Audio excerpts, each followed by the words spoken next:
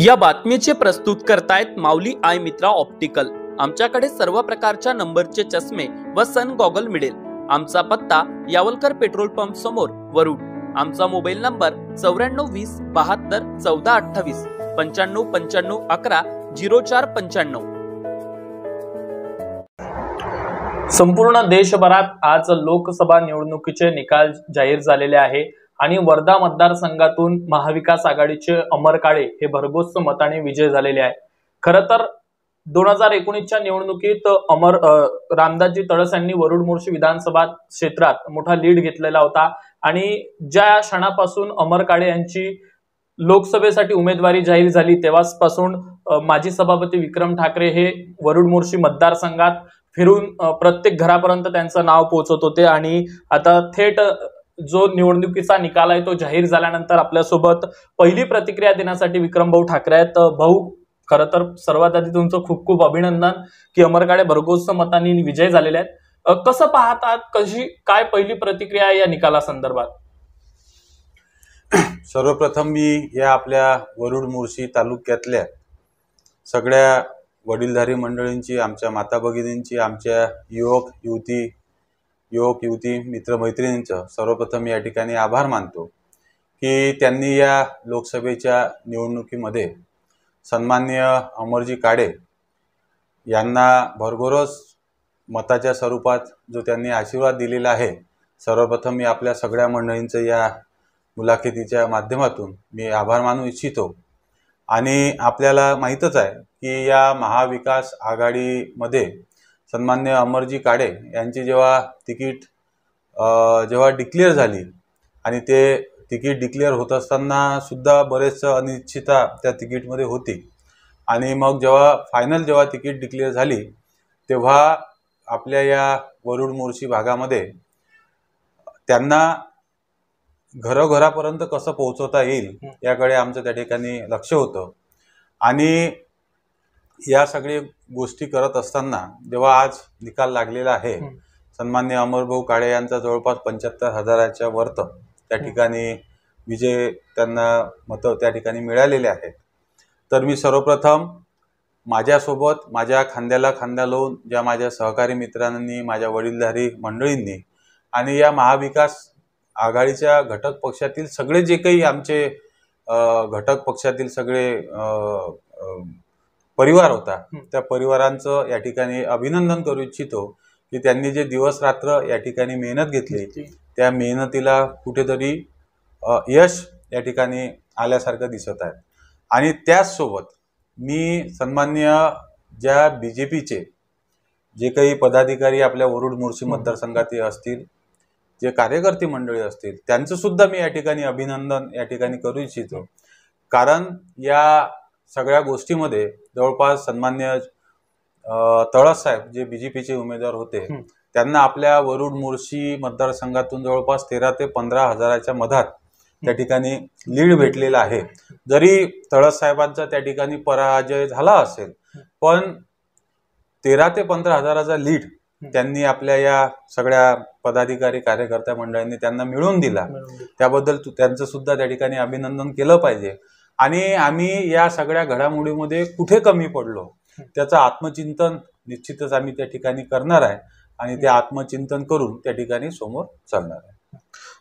खरं तर 10 वर्ष रामदासजी तळस हे खासदार होते आणि जे आता तुतारीला मतदान करणारे जे संख्या आहे, जे कार्यकर्ते आहेत, त्यांचे अनेक कामं जी होते रखडलेली होती, कामं नाही व्हायची असा आरोप होत होता। आता प्रत्येकाच्या अपेक्षा वाढलेल्या आहेत। अमर काळे हे आता खासदार झालेले आहेत, कसे कामं होतील त्यांचे? तुमच्याकडे ते नागरिक कार्यकर्ता तुमच्याकडे काय अपेक्षा घेऊन येतील? त्यांचे कामं कसे पार पाडणार? बघा, परिवर्तन हा सृष्टीचा नियम आहे।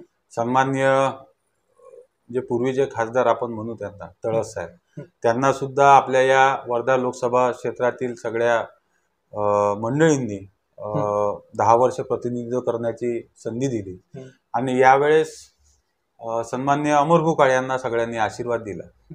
तर आपल्या माध्यमातून जे काही वरुड मोर्शी भागातले जे काही कामं असतील आणि जे आपण त्यांच्या माध्यमातून सोडवू शकू तर निश्चितच ते त्यांच्याकडून आपण सोडवण्याचा प्रयत्न त्या ठिकाणी करू। खरं तर महाविकास आघाडीला संपूर्ण या वर्धा लोकसभेत यश मिळालेलंच आहे. मात्र मागच्या वेळेनं भारतीय जनता पार्टीनं 53,000चा लीड घेतलेला होता आणि तो 53,000चा लीड आता कमी झालेला आहे. खरं तर हे महाविकास आघाडीचं यशच आहे. येणाऱ्या काही महिन्यांमध्ये विधानसभा निवडणूक आहेत. आपल्याकडे एक विधानसभेचा उमेदवार म्हणून देखील पाहिलं जातं. तर काय भूमिका असणार आहे आपली? काय निर्णय असेल विधानसभा निवडणुकीमध्ये? कशा पद्धतीनं त्यावेळेस चित्र राहील?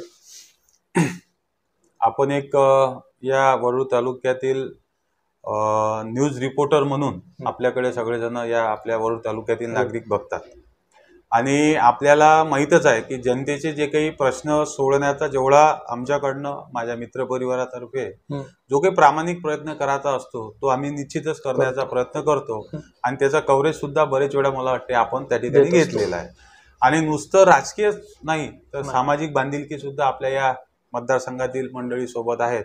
तर त्या माध्यमातून सुद्धा तो सोडवण्याचा राजकीय बांधिलकी करण्याचा जे काही आपल्या वरुड मोर्शी भागात बरेचसे कोरोनाच्या काळातले संकट असो, पुराच्या माध्यमातले संकट असो, त्यावेळेस आपल्या भागातील लोकांसाठी त्यांच्या हक्केला हो देण्याचं काम आपण आमची सगळे मित्रमंडळी त्या ठिकाणी करत असतात आणि आपण आपलं कार्य करत जायचं. आणि मला असं वाटतं की आपल्याच भागातील नाही तर संपूर्ण मला असं वाटतं सोशल मीडियाच्या माध्यमातून संपूर्ण भारतातील जनता आता सुज्ञ झालेली आहे. त्यांना कोण काय कार्य करतात हे ते निश्चितपणे बोलत जरी नसले तर ते त्याचं अवलोकन ते करत असतात आणि पुढचा विचार न करता आपण फक्त आपल्यावर असलेले जे कार्य आहे ते आपण पार पाडायचं आणि येणारा जो विधानसभेतला जो काही प्रश्न आहे तर त्याची माझी तयारी आहे. तर त्याच्यासमोर आपण जनतेसमोर जायचं.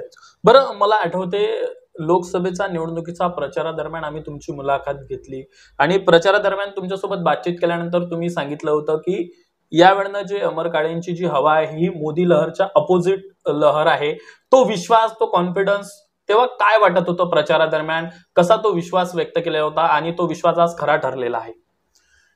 कसं आहे की जो माणूस सतत लोकांमध्ये राहून काम करतो तर त्या लोकांच्या भावना काय आहेत तर काम करताना सहज त्याला त्या ठिकाणी कळत असतात. आणि मी सतत लोकांमध्ये काम करणारा माणूस आहे आणि सतत लोकांमध्ये वावरणारा माणूस आहे. आणि जेव्हा लोकांमध्ये मी यांच्या अमरजी काळे साहेबांच्या जेव्हा प्रचार करायला निघालो तेव्हा मला आता लोकांची काय भावना आहे ते प्रचार करता करता त्या ठिकाणी कळाली होती. आणि मी तुम्हाला प्रचारादरम्यान सुद्धा सांगितलं होतं की जे टीव्हीवर दाखवत आहेत ते काही शक्य होणार नाही आणि त्याच पद्धतीनं वर्धा लोकसभेचा सुद्धा निकाल लागलेला आहे आणि मला असं वाटतं की महाराष्ट्राचा सुद्धा निकाल त्याच पद्धतीने लागलेला आहे आणि आपल्या भारताचा सुद्धा निकाल त्याच पद्धतीने त्याच्याने लागलेला आहे. बरं, 1-2 दिवसाआधी एक्झिट पोल आले, त्यानंतर काही मनाला निराशा आली होती का? कसा तो क्षण होता आणि एक्झिट पोल ऐकल्यानंतर? बघा, जो एक्झिट पोल देणारा जे मंडळी असतात ते सुद्धा मनुष्यच आहे आणि ते सुद्धा आपण ज्या पद्धतीने काम करतो ते सुद्धा त्या पद्धतीने काम करतात. आणि जेव्हा त्यांनी एक्झिट पोल दाखवला तेव्हा आम्हाला आमच्या कामावर विश्वास होता आणि लोकांनी जो आशीर्वाद फिरता फिरता जे दिले तर त्यावर सुद्धा आमचा विश्वास होता. आणि निराशा येण्याचा प्रश्न नाही आहे. निवडणूक म्हटलं की एक जण जिंकणार आहे, एक जण हारणार आहे. जय पराजय हे चालूच असतं. आज सन्माननीय अमरजी काळे निवडून आले, पुढल्या पंचवार्षिकमध्ये अजून कोणी निवडून येईल. म्हणून निवडणुकीमध्ये निराशा न ठेवता आपण निवडणुकीला फक्त निवडणुकीपुरतंच त्या दृष्टीनं बघितलं पाहिजे. शेवटी आपला उद्देश काय आहे? सामाजिक बांधिलकी धरून समाजासाठी काम करणं, पद असो किंवा नसो. म्हणून या गोष्टी ह्या समोर सुद्धा या ठिकाणी चालूच राहणार आहे. म्हणून निराशा बिलकुल त्या ठिकाणी आलेली नव्हती. जो काही निकाल येईल तो आपल्या जनतेचा आशीर्वाद आहे म्हणून तो समजायचा आणि आपण समोर चालायचं. आपण बघू शकतो खरं तर अमर काळे हे विजयी झालेले आहेत. सुरुवातपासून अमर काळे यांचं नाव उमेदवार म्हणून जाहीर झालं तेव्हापासूनच माजी सभापती विक्रम ठाकरे हे संपूर्ण मतदारसंघ पिंजून काढण्यासाठी जे होते हे झाले होते, ऍक्टिव्ह झालेले होते मतदारसंघात आणि प्रत्येक घराघरापर्यंत अमर काळे यांचं नाव पोहोचवण्यासाठी ते दिवस रात्र त्यांचा प्रचार दौरा करत होते. आणि कुठेतरी भाजप पदाधिकाऱ्यांचं कौतुक त्यांनी केलेलं आहे आणि निवडणूक ही निवडणूक पुरतीच ठेवावी आणि जो निकाल येईल तो ऍक्सेप्ट करावा अशी देखील प्रतिक्रिया त्यांनी दिलेली आहे.